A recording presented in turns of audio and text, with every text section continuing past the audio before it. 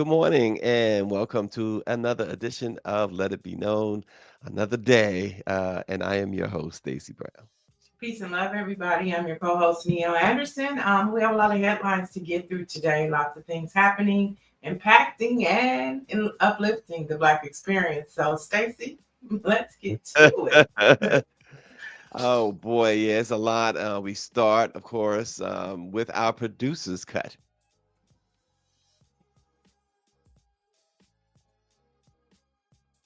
Do you believe in January, February that the 1965 Voting Rights Act will still be standing, or do you believe it will be demolished? I believe it will still be standing because if it comes down, the legitimacy of our court also goes with it. And I would like to believe that the 9 justices on the Supreme Court understand the stakes and are also looking at what's already happening, even with the Voting Rights Act in place.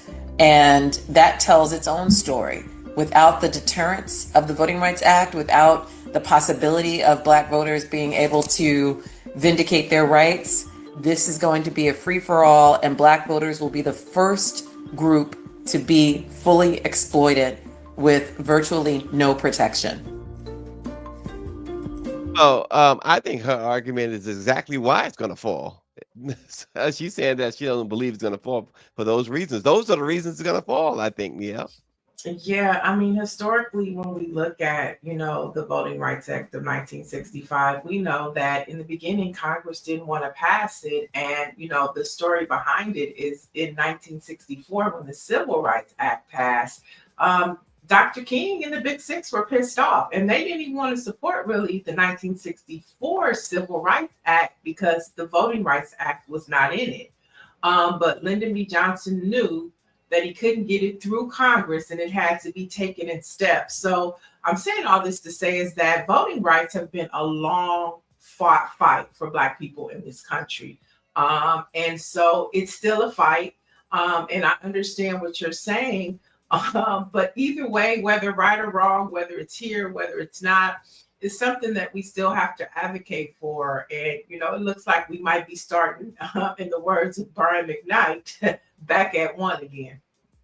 Yeah, because I don't. It's no way that they're gonna uphold that section. Was it section 2? There's no way they're gonna uphold that. Yeah, most people feel like it's a goner. It's Yeah, a goner. yeah. Well, and that's not because it should be gone, but it's because of this Trump-controlled, hateful Supreme Court that we have, and John Roberts and his march toward, along with Trump, toward fascism is it's impeccable. You can see it clearly. Right. Yeah, And and I just go back historically because it's the same. It's their ancestors from 1964 that are in Congress today that don't want people of color to have voting rights act. And I just always go back in my mind as we are our ancestors' wildest dreams, so are they, and they're living up to their ancestors. yeah, So we have to live up to ours. they have certainly proven that without question. So we'll see. The decision will come down. Actually, can come down any time now, but we Mhm. pretty much know where we feel like we know where it's headed anyway. He says, David Youngblood says, and with that Section 2 ruling, you lose up to 20 seats in the CBC, Right. and that is true, and that's unfortunate, but also let it serve as a wake-up call to the Congressional Black Caucus, to certain members anyway, who Mhm. seems to be slow to the draw anyway, who seems to be um, very lacking in their advocacy and their work for Black folks. Not all of them, not all of them, but those who I'm talking about know who they are. You know, You just can't support. I'm sorry, Neil, but you just cannot support something just because it's Black. Just like the NAACP. I don't know if you're gonna talk about this later or not, but the heat that they're getting. First of all, it's misplaced because they're not endorsing a candidate. What they're doing is saying that Black folks in Virginia should vote in their best interest, and Black folks, not Black folks, but some folks are misconstruing it to say that they are voting for endorsing a white person over a black person, even if they were endorsing a white person, you cannot just simply support someone or something because it's black. And we've learned that in this day and age of the black Trumpsters and the black, the over the top black conservatives.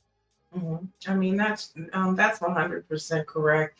But I also want to say when we talk about the Congressional Black Caucus, and we say they're not doing anything.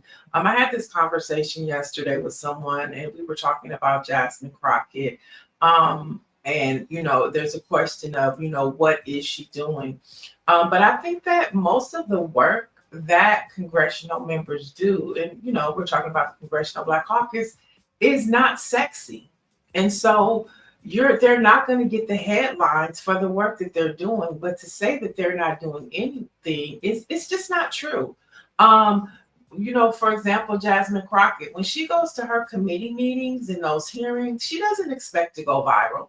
She doesn't expect to go viral about talking about things like food stamps or rights for women, or how this committee or this corporation is not doing that. Those things just happen to go viral. And I'm saying that because most of the Congressional Black Caucus members are sitting in those committee meetings. They're asking the right questions. They're doing their job.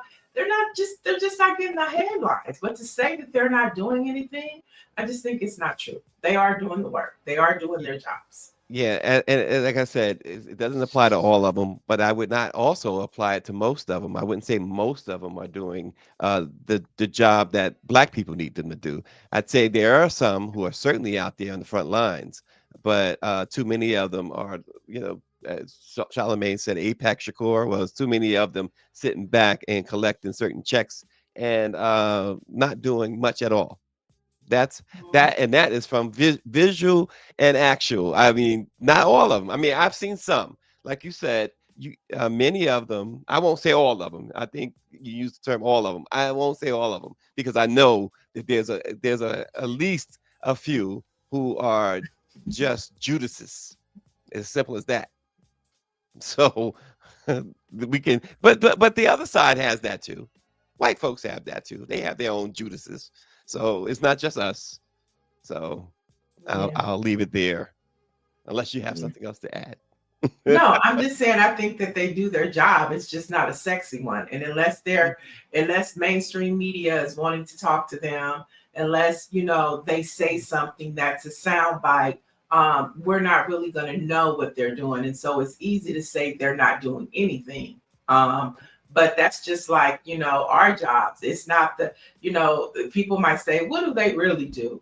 But you're writing stories all the time. You know what I'm saying? And so I just think that there's, this misinterpretation that they don't do their job because we don't see it. But most of the time, the work that they do is not to be seen, but it is to serve. All right, I'll give you the last word on that one. Folks, we turn our attention to Hurricane Melissa. Images have shown cars almost totally submerged in water as visitors staying in a hotel they were forced to evacuate their rooms to the hotel's ballroom to wait out the storm. It made a historic landfall in Jamaica, a Category 5 hurricane.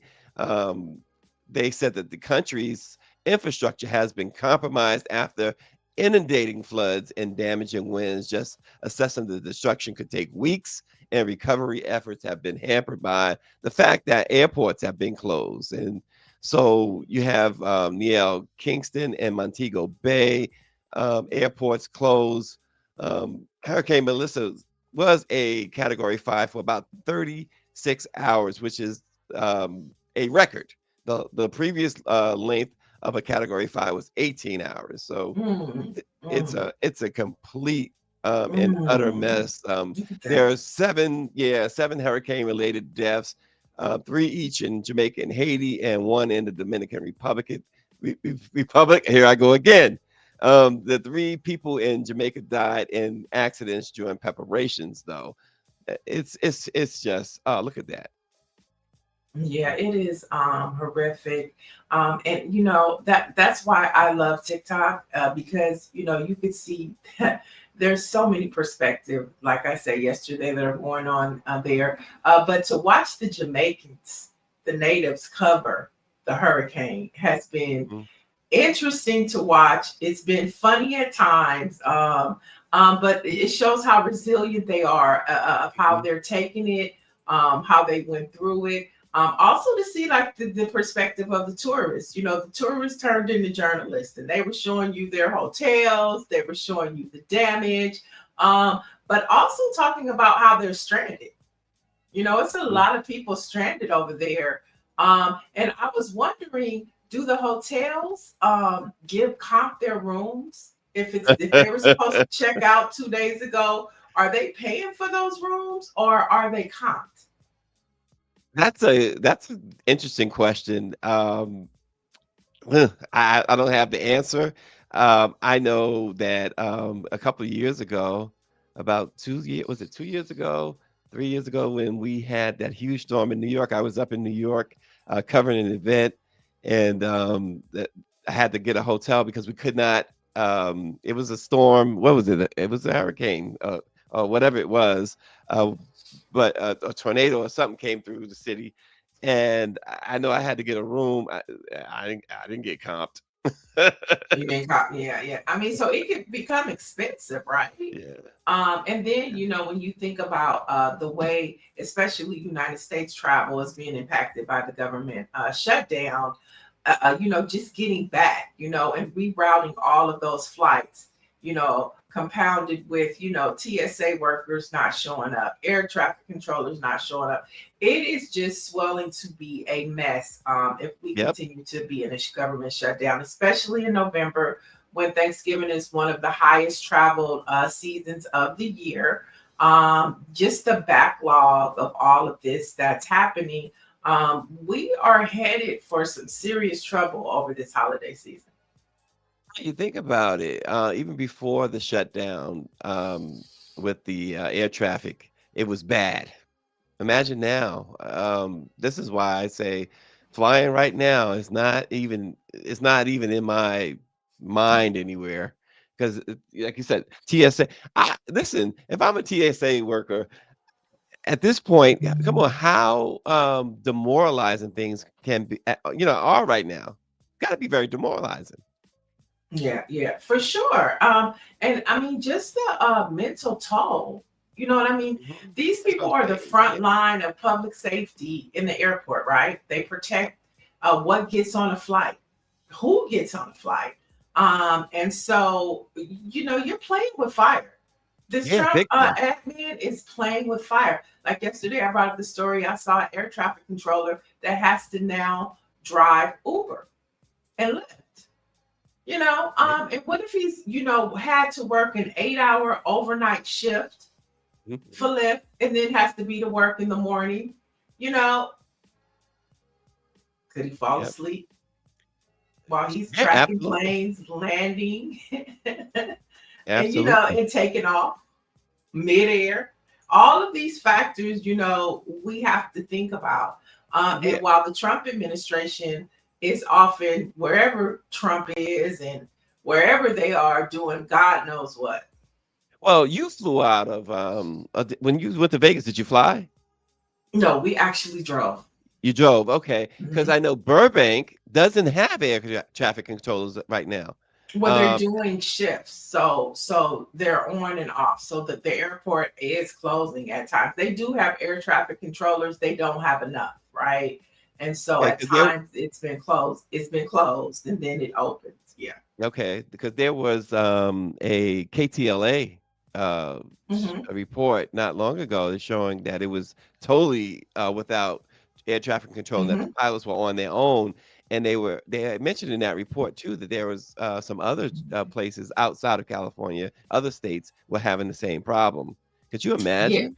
Yeah, they're calling them like rolling shutdowns, right? At airports to where air traffic controllers aren't in. So they're routing, you know, maybe in the evening on a Thursday, those planes that are supposed to land in Burbank to LAX or maybe to Long Beach.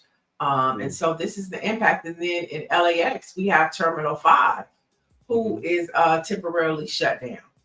But that has to do too with this construction because, of course, LA is preparing for the World Cup and the Olympics. So all of these things that are happening mixed with the government shutdown is making for a destructive concoction.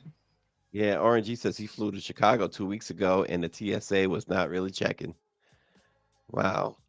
Also in the news this morning, Thomas Massia, a former New York State trooper who faked his own shooting to impress his ex-girlfriend, has been sentenced to only 6 months in jail after falsely blaming a black man for the staged attack that triggered a major police manhunt throughout the city.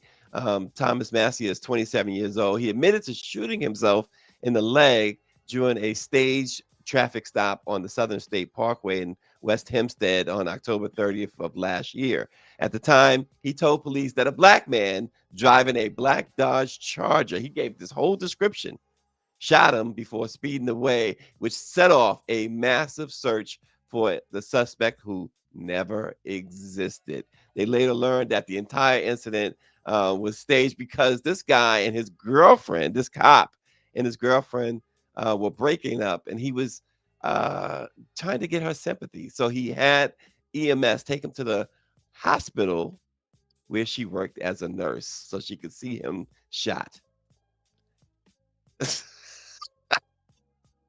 That's a whole lot of nothing burger. Unbelievable. The things we do for love. Now I wonder what's going to happen to him. 6 months in jail. I see that, only 6 months in jail. And does he have to serve all that time? Probably not. You know what? He probably do a few days. But he can't be a cop anymore, I would imagine. Well, maybe not in that city, but the way that cops, they get fired in one city and they go work in another or another state. This is crazy. But the real serious part of this is we see this so often. He fits the description. Could you imagine doing that massive manhunt? How many black men were snatched up, tossed against the car, frisked and detained and questioned? And could you imagine? We see that so often, and that's always their go-to, black. It's always a black man. Yeah. White privilege is real. We talk about it all the time. So yeah, I know in the chat, Dr. Marilyn, she wanted to go back to your story, Stacey. She said, can unpaid federal workers apply for states unemployment? It's a great question. Yeah. It's a great question. And then she also wants to know about when we were talking about travel, would this apply under trip insurance? So people want to know the questions that you never thought of, about just basic things you question now because of this government shutdown.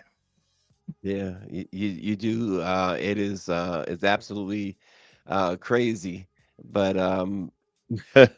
those are great questions though. I have to look them up. We have to research that and try and get you guys answers to those questions tomorrow. But those are some great questions. I don't know if federal workers are. I know there's a couple of former federal workers on the chat. I'm not going to name them because I don't know if they want it to be known, but maybe they have the answer. But we'll look at that, whether federal workers are eligible for state unemployment. I don't know. Right. Don't know. But again, just to close this other topic out, I just wanted to say something about that too. State resources are being drained as well. Because of the federal government. So even if they can, the way this federal government is working and states are working triple time trying to, cover what the federal government isn't giving, it's going to impact everything, I think. Unemployment, that's why I think one of the stories you have coming up is so important. Yeah. Well, Mackenzie Scott has struck again in a great way. Man, you talk about an ally. Now, yesterday alone, she gave 38 million to Alabama State University and 42 million to Alcorn State, two HBCUs, which continues a pattern that she's been doing all year long, and she's now given more than $300 million to HBCUs and another $70 million to the United Negro College Fund. She she's been quoted as saying, I should say, that it is important that underserved communities, particularly the Black community, has the same opportunities that others have. So Mackenzie Scott is doing her thing. I think her freedom from Jeff Bezos has has opened her eyes. I mean, and I also think it's, a great comparison to what he's doing as you watch him travel the country and partying in all exotic nightclubs with his new bride as he prepares to lay off a huge, substantial amount of his workforce at Amazon, replacing them with robots. And here she is, funding education for people of color. So the contrast there, I think, speaks volumes. David Youngblood says Mackenzie is the bomb. She said she's going to give it all away. Yeah. And then Orange G said both are SWAC schools and Alcorn needs this ASAP. Yeah, it's the highest gift in Alcorn's history, by the way. That $42 million. So good for them, good for her. She's been doing this, and it's not, obviously it has become more than just a token. It's not just a token, because $300 million, I don't care how much money she has. 300 million is not a token. Her net worth is said to be about 200 and something billion or whatever it is. I don't know, but I know that there was a report that she planned to give $19 billion away. So listen, Mackenzie, let's talk. Right. So I want to go back to Shonda says furlough federal employees can apply for unemployment. If your role is essential, you can't apply for unemployment. Interesting. Very interesting. Yeah. Mm-hmm. Wow. Okay. Well, folks, also happening 25 Democratic attorneys general has sued the Trump administration over the SNAP benefits. They are in places like DC, California, New York, Massachusetts. They argued that the U.S. Department of Agriculture is violating federal law by suspending benefits under the SNAP program. It's the nation's largest anti-hunger program that serves about 42 million people. And they say the department's actions will delay SNAP benefits for the first time in the program's history. Good for them. Whether Trump and them are ignoring what it means to be a democracy, and the checks and balances of government, it doesn't mean that they're not there, right? And I think this is an example of still staying to the course and doing what makes this country work, and that is the checks and balances. So the attorney general should be suing, because this is going come Saturday. Isn't the first Saturday? Come Saturday, we're in a whole different ballgame. Yeah, we're in a whole different ballgame. Yep. And this is where we at, folks. Wow. Yeah, and so when we look at redistricting in this country, and we've been talking about it. We've seen it. It started with Texas with the big 5 seats. Then, Indiana, you saw J.D. Vance going back and forth to Indiana, getting started there. Then Governor Gavin Newsom said, okay, we're going to find 5 seats. Then the Republicans did North Carolina. Now you hear the talks of Virginia. And so as all of these conversations continue to happen, you have things like SNAP, right? That is why redistricting is important, right? Because you need representation to combat what's happening with this Trump administration. And I think that takes us to our next conversation of putting the reasons why redistricting is detrimental to people of color. Why Trump wants to take all of these seats and have all of this power, because it's going to take away resources from actual agencies in our communities that serve our people. And so our next guest, Maran Shatta, she's a civic engagement manager from Black Women for Wellness Action Project, which is an organization that serves and fights for women of color when we think about, wellness in its whole totality. So welcome, Maran. Hi, thank you so much for having me. Oh no, we're glad you're here. We're talking about, we were just talking about SNAP, right? And that's part of the ecosystem of some of the things that Black Women for Wellness advocate for. So when we talk about the Black Women for Wellness Action Project, can you talk to us about some of the programs and things that you all do to service women of color in California? Yes, thank you so much. Yeah, thank you for introducing me. I am, again, Maron Shatta. I'm the Civic Engagement Program Manager here at Black Women for Wellness and Black Women for Wellness Action Project. So our action project is actually our policy wing. So we are a 501c4 entity, and our mission is to enhance the health and well-being of Black women and girls through things like civic engagement, advocacy, leadership development, and political processes. So a lot of the work that we do is engaging community on the issues that are disproportionately affecting us and creating policies that are going to make a real difference in the systems that have actively worked against us and are still actively working against us. Well, one of the things that have worked against Black women and women of color forever in this country is the outcomes when it comes to the maternal situation. And I know that doulas are doing an amazing job, and I know you guys are also part of what you do or advocate is for doulas. And how are Black doulas helping to close the racial gap in maternal and infant health outcomes?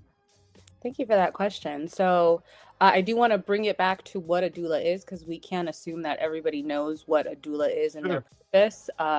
So doulas serve a really important part in our birthing teams. While they're not medical professionals, they are advocates that provide that emotional support and guidance for mothers and birthing people throughout their perinatal experience. So that is from, when you find out you are pregnant to your postpartum period. So we know that having a doula as part of our birthing team does provide better health outcomes, better birthing outcomes, including things like reduced rates of C-sections, better neonatal health, improved maternal satisfaction, because we want to make sure this is a joyful experience for our Black mamas and birthing people. We do not want to constantly be stressed about whether or not we are going to survive our birthing process. So doulas serve a really important role in making sure that we are comfortable and serving as our advocates,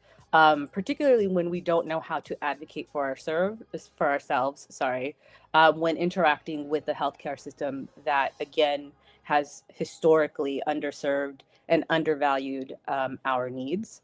So the sad truth is that Black women or Black mamas and birthing people are 3 to 4 times more likely to die from pregnancy-related causes and disproportionately suffer from complications that result in immediate and long-term health consequences due to pregnancy. And doulas really, again, serve as that advocate to help us navigate that system. Again, when we are not able to navigate for ourselves. So Black Women for Wellness Action Project understands the importance of doulas and have fought to ensure that mamas and birthing people have access to that critical resource. In 2021, we were able to lead the effort in California to secure doula services as a Medi-Cal benefit through our California Momnibus Act. So this means that Medi-Cal beneficiaries have access to doulas if they want one. So that so part of the reason why we wanted to ensure that it was part of the Medi-Cal system was to ensure that low income mamas and birthing people, we're not excluded from accessing this service that again has shown to improve our health outcomes and protect us as we engaged with the healthcare system. Nice. Oh, Wow. wow. So, someone might be wondering, what does the Black Women for Wellness Action Project, and we're talking about doulas, what does this have to do with Prop 50? So can you explain the connection between Black Women for Wellness Action Project and why Prop 50 is important to your organization? Yeah, definitely. So we know with the current makeup of Congress, we're seeing devastating effects of the Republican majority and what they can and do prioritize. Right. For example, the severe cuts to Medicaid, which I think you guys had already talked about a bit. HR1, or the so-called Big Beautiful Bill. Don't love that name, but it is what it is. Which has real implications on our ability to access healthcare. In California, in particular, 35 million people are being threatened with these cuts to Medicaid. And this includes our Black mamas and birthing people. The majority of our births, 50% or more than 50% in California, and I believe 64% across the nation, use Medicaid or are supported by Medicaid. So this is going to have an impact on the quality of our birthing experiences. So all that is to say that who represents us in Congress really does matter for the resources that are available to our communities and therefore for our health and well-being. So Prop 50 really works to ensure that we can send representatives to Congress that will protect those hard-fought wins like California's Omnibus Act and fight for the best interests of our communities. One of our viewers, David Youngblood, wants to know, how are you guys funded? So we have been able to really diversify our funding. We don't rely too heavily on governmental funding, so we have not been as severely impacted as a lot of our sister organizations, thankfully. But that's not to say that they will not make moves against, particularly 501c4s, which are able to really voice opinions and bring forth policies that this current administration may not be in favor of. It's not to say that they can't threaten us in other ways. So, luckily we are not primarily funded through government resources. Another question he wanted to know: are there other chapters across the country? So currently we are stationed in California. We do have a satellite office in Stockton, and that's through our 501c3. But we do a lot of national work, and we are part of several coalitions that really highlight the importance of protecting reproductive justice, not only California, but in states that are being threatened even more than we are. So in California, we are a fairly progressive state. We do have a lot of pockets of red, admittedly. But we have been able to do things like codify abortion in our Constitution. So it is a protected right, regardless of what's happening at the federal level. We can't say the same thing for our partner organizations across the country. So we are part of coalitions to help support and maintain those efforts at a national level. When we talk, go ahead. No, you go ahead. Okay, when we're talking about policies, I know we've been on Prop 50, but are there other policies or institutional support that would make a big difference in expanding access to doulas nationwide? So there definitely are. I do want to emphasize that I am primarily focused on our civic engagement wing. So we are the outreach arm of our organization. So the policies that our policy team really emphasizes, our role is to make sure community members are aware of them and are aware of those services. So, for example, with the Omnibus bill, we did do a lot of community outreach to ensure that folks were aware that this was a resource that they can access. Because if it exists and nobody knows about it, is it really there? So we did a lot of outreach with folks and, tried to gauge their awareness of of what a doula was and what those services are. And we found that more than 80% of the people that we engaged with and talked to did not know what doulas did not know what kinds of care that Yeah. they could provide, did not know that there were positive health outcomes attached to having a doula in the room with you when you are giving birth, as well as throughout that perinatal experience. So we really work hard to amplify the policies that our policy team um, works on throughout the year. And every year we have, anywhere from 5 to 10 policies that we are bringing to our state to address the systemic reasons why Black women and birthing people are dying at the rate that we are dying when we compare them to our white counterparts. Yeah, we connected with you all at the Congressional Black Caucus. We know that with this whole redistricting conversation, the Congressional Caucus stands to lose 19 to 20 seats if this is implemented. And so I think connecting the dots to organizations across the country that come to the Congressional Black Caucus, shows that this is just not about congressional seats. It is about the fabric of our country and how all of these agencies work together. And so before we let you go, I want to talk about some of the call to actions.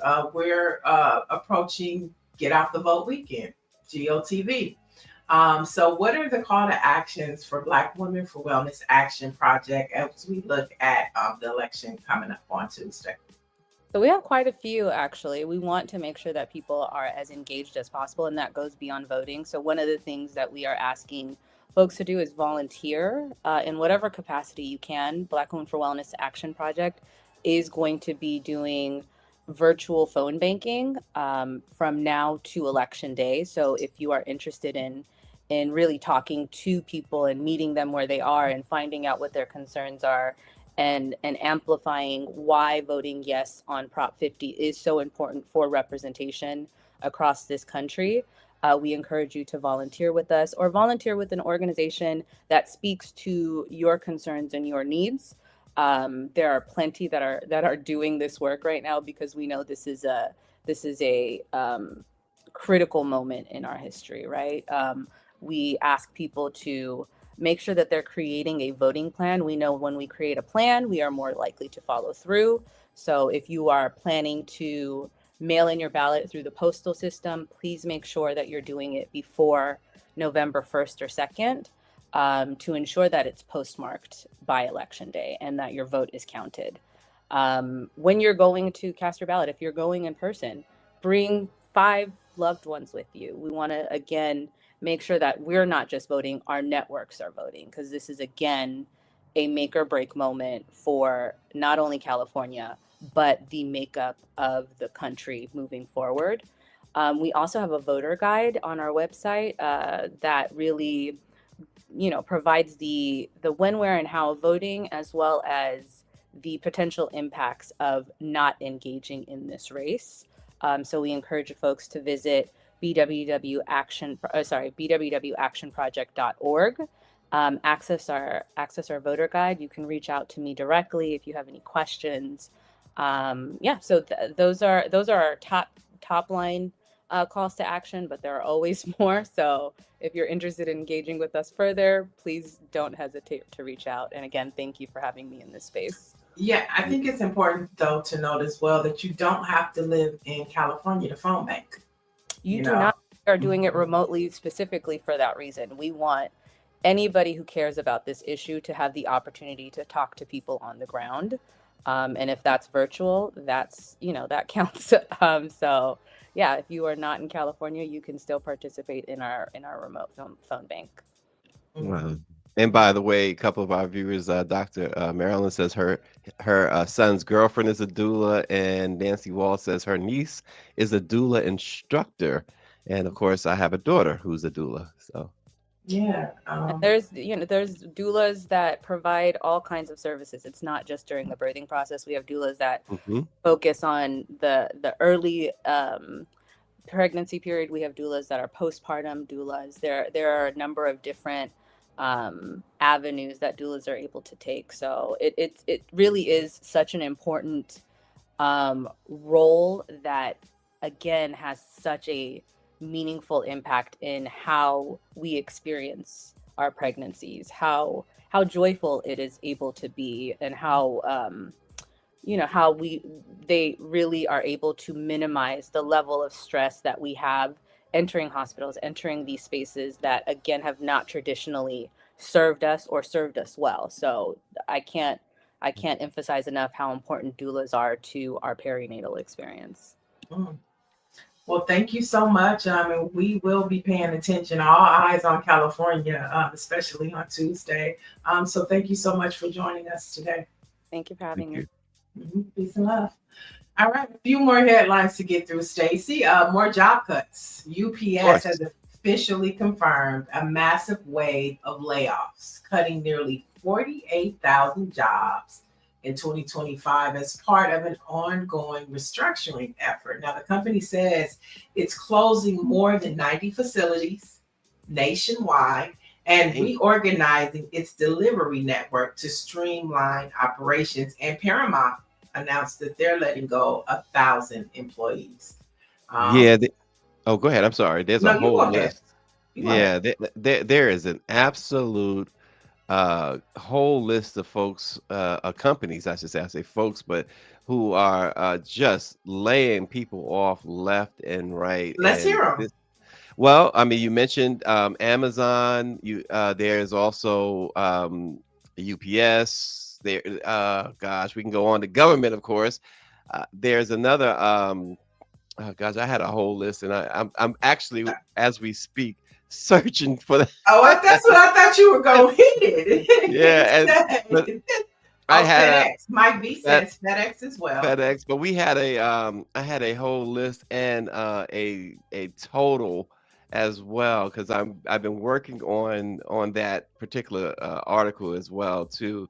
But it's massive, folks. And yeah, here's something right here. I'm sorry. So as you mentioned, UPS, Amazon, Nestle slash 16,000 jobs. Intel is eliminating 24,000 positions. Ford and Accenture have each let go 11,000.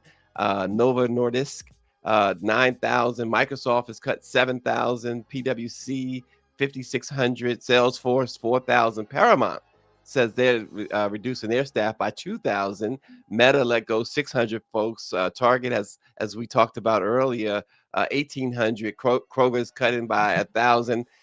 Applied Materials are reducing by 1,444 employees. So more than 4,200 companies in all have announced mass layoffs since Trump has taken office. And of course, we've already gone into, Neil, how his companies, Trump's companies, they are making money hand over fist, despite the fact that everybody else is losing. For instance, I'll tell you this much.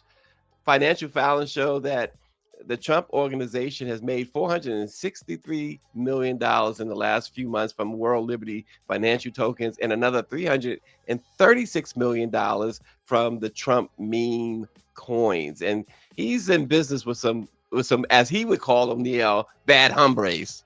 I know, though, when we connect the dots and we do the list of all of the companies that are laying folks off, one of the things that they could rely on to help sustain them is SNAP benefits. Isn't that something?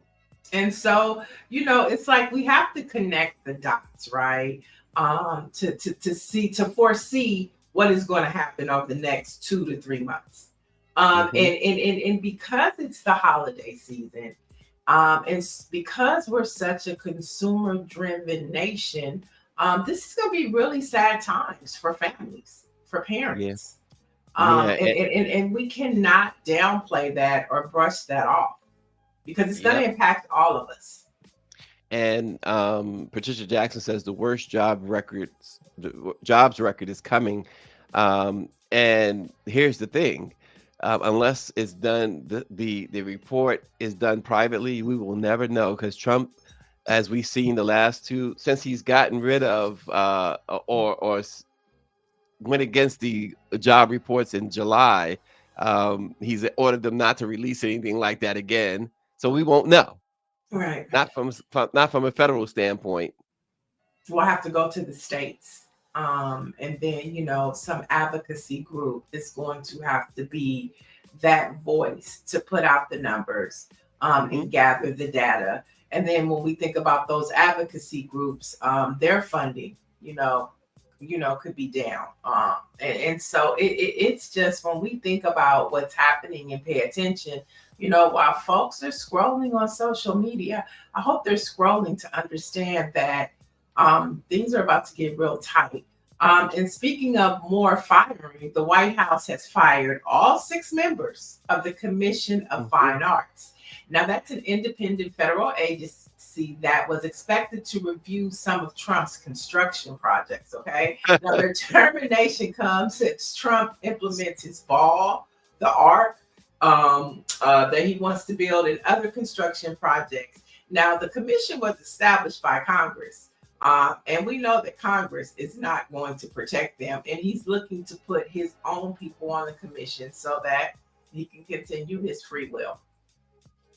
It's past the point, and it's only been 10 months, but it's well past the point where you wonder when or if anybody will say, "Hey, wait a minute, we've let these guys, we've let Russell Vaught, we've let Stephen Miller and Donald Trump go too far."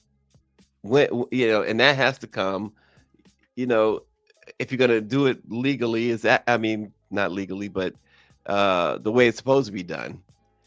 It has to come from other uh, white men. It has. I mean, You know, at some point, you have to say, "Come on." I listen. I know I don't like black folks. I know I don't like immigrants. I know I don't like Hispanic folks. I don't know. I don't respect women. But this is too much. he's put gold all over the White House. I mean, that Oval Office. I mean, and who said, in the words of, he's using one of Nene Leakes' lines. No, Sheree's lines from Housewives. Who gonna check me, boo? That's what he's telling all of us. Who gonna check me, boo? Not near Well, white man. right, because he's arguing right now, folks, that his convictions that we always talk about should be tossed out Mhm. because of what the Supreme Court ruled. So the fact is, when they made that ruling, it did not apply to his past convictions. However, this Supreme Court, which is in his pocket, 6 of them, um, they're going to rule in his favor. There's no question about it. Prove me wrong, John Roberts. Prove me wrong, Uncle Thomas. It's not going to happen. Well, let's talk a little bit about some people power, and maybe the people will exercise their power. So it's called Blackout the System, and they're calling for a nationwide boycott. Now, they're urging folks not to spend money from November 25th to December 2nd as a protest against the damaged government and economic system. Now, Blackout the System is a movement advocating for unity across race, culture, and class. Now, they're scheduling this around the Thanksgiving holiday. They're extending it through Black Friday and Cyber Monday. And the initiative aims to become the most significant economic blackout protest in U.S. history, demonstrating that real power belongs to the people, not corrupt governments, billionaires, or broken systems. And so they don't want anybody to go to work. And I think they're making it easy by doing it over a holiday, right? But just imagine if the employees didn't go to work on Black Friday. Just Yeah, and they'll be imagine if fired by everybody just. Cyber Monday. But you can't fire everybody. You can't fire everybody. That would be a call that you can't fire everybody. And so this has been brewing, and they were quiet about it for a while, but they just put it out there because they were calling it a concert. activists have started using code words so that, Stephen Miller and the government wouldn't understand what was happening around them. So sometimes when you see the concert is happening at such and such, it's really a protest or a movement that's happening. So they've decided to come out and just put it out there. And so it'll be interesting. Chat, let us know. Will you be participating in the blackout system? I mean, I definitely am. Well, the irony of it is that this economic blackout, nobody has any money. So what's the irony of it? What do it's like you don't have money to spend in this economy. That's the irony of it. And then this idea of taking off work. Well, no one's ever against taking a day off, but who's going to?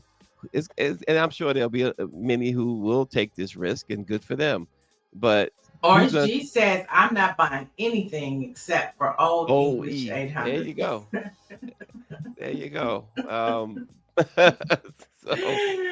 So we'll continue to keep you updated about the blackout the system, because I'm pretty sure it will continue to grow, especially after November 1st. I think this thing is going to pick up a lot of momentum as we go into the month, as long as this government shutdown continues. Okay.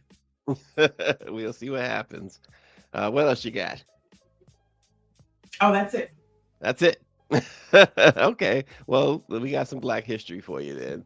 On this date in 1929, the stock market actually collapsed, which ushered in the Great Depression and bringing about Black unemployment rates that ranged as much as 40%. And this is where we're headed right now. The effects of the Great Depression would last until the start of World War II, which is also where we're headed, which created massive war industry jobs and a second mass migration of Blacks from the South to the industrial North. That's some Black history facts that sound, not too far from where we are now, right? Right.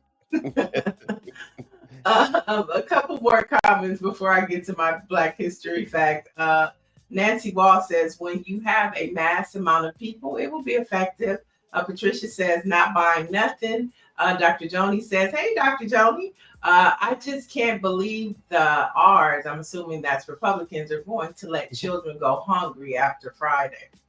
What do you think, Stacey? I think they're going to let them go hungry. Oh, listen, to think otherwise is to think they have some sort of compassion that doesn't exist in this MAGA group anymore. There's no compassion.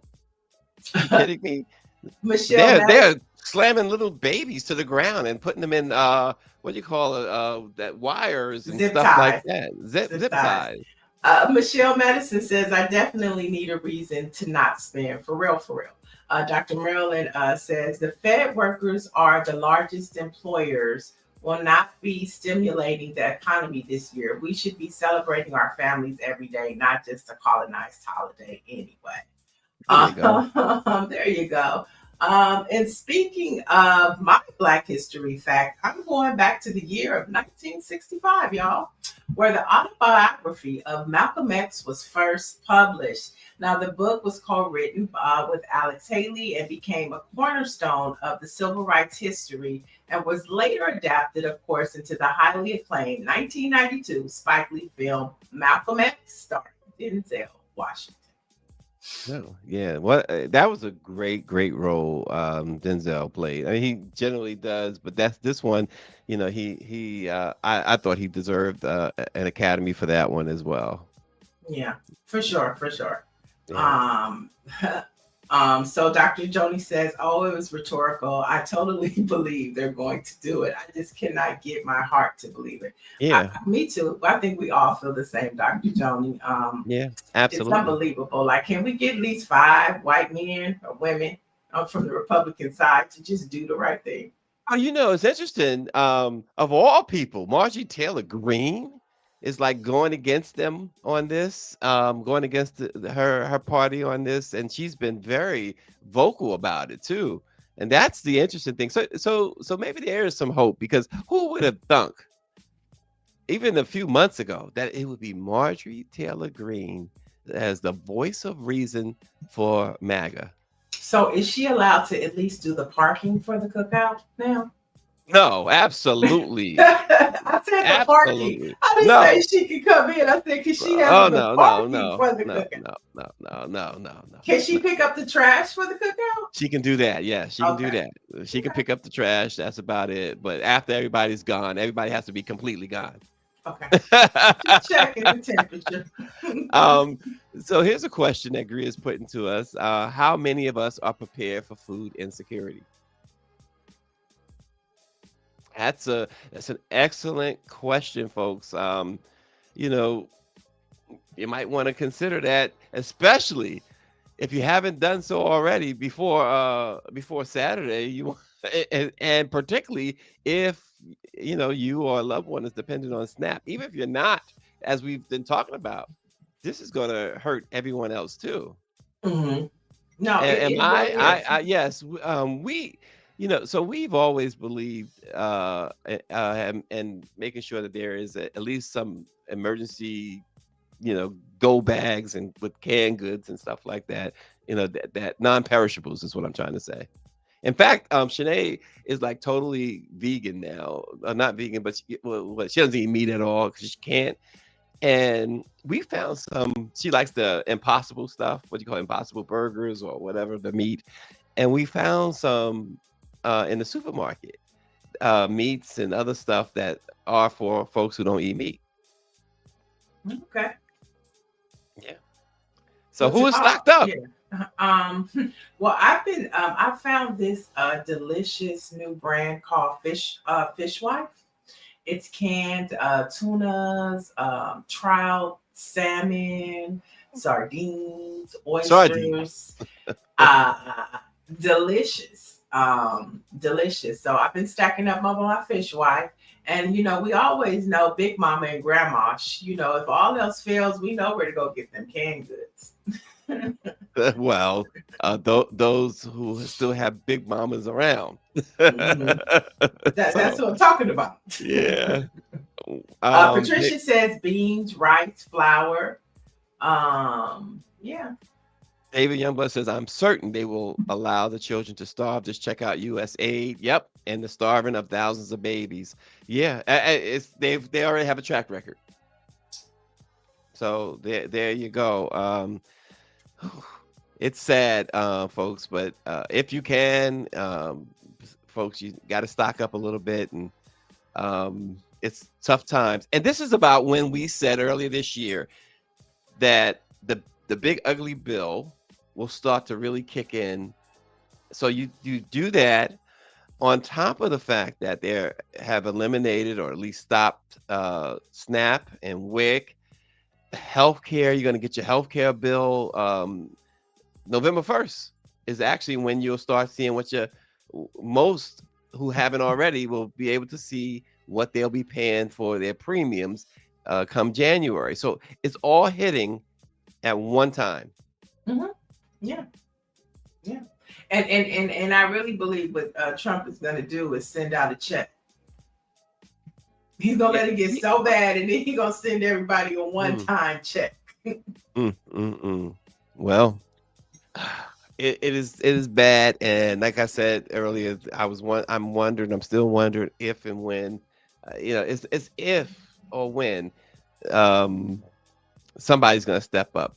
All dictatorships come to an end. That's what we do know, right? All dictatorships that have but at the same time, but there's so many casualties, and and innocent people and lives are going to be lost, before we get to the dictator, and that's one of the things that I always go back and forth about. With my mother and grandmother, his day is coming. I was like, but how many people are going to suffer before that day? We can't wait for his day is coming and the Lord is going to deliver. We what are we going to do right now? Because it's going to be a lot. Think of Moses and Pharaoh. You go all the way back to the Bible. So many lives are going to be lost in between time. And that's what bothers me the most. So many lives have already been lost. I trust in the Lord. I believe in God. I believe in Jesus. But at the same time, what are we going to do? Faith without works is dead. So what are we going to do? We just can't wait on the Lord. I'm with David Youngblood. There will be no checks. I don't believe there will be any checks. I just don't. I think that COVID thing was different. This is extremely intentional. And as cruel as this is definition of cruel. And so they want to show you just how They low want you they to can be at their go. mercy. They want you to Oh be at yeah. their mercy. Oh, absolutely. Orange G, I'm gonna get me a fishing pole. He says the swamp and creeks have plenty of food. Crawfish season is almost here.